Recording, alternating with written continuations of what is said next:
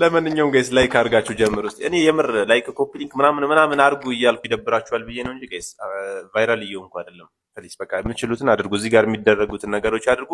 አላሰልቻችሁ። ወደ ኮሜንታችን እንሄዳለን። አብራችሁኝ ጋይስ። ለምንድን ነው ግን በዚህ ደረጃ ትምህርት እንድንጠላ የሆነው? ለምንድን ነው ትምህርት የማንወደው? የምር በጣም መሰረታዊ ጥያቄ ነው። የቻላችሁ ሰዎች መልሱልኝ።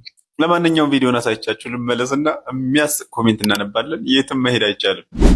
ቪዲዮ የሚለው እስቲ ክላስ ውስጥ ግድግዳ ላይ የተጻፈ የማትረሱትን ጥቅስ ንገሩኝ ነው የሚለው። ቪዲዮን እስከ መጨረሻ ተመልከቱ። አዝጋዝም ኮሜንቶች አሉ። ፈታበሉ።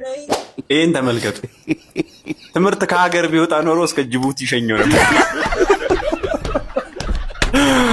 ፈጣሪው ተመልከቱ። ዝቅ ብለህ ተማር፣ ቀና ብለህ ኮርጅ። ዋው! የምር ይሄ የምሳሌያዊ አነጋገር መጽሐፎቻችን ውስጥ መግባት አራታውኝ።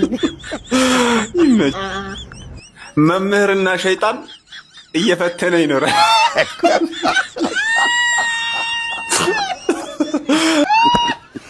የሚያስተምሩትን አያውቁምና ይቅር በላቸው።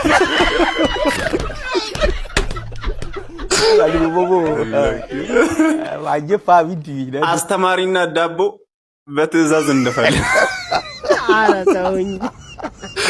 ወይኔ ጉድ!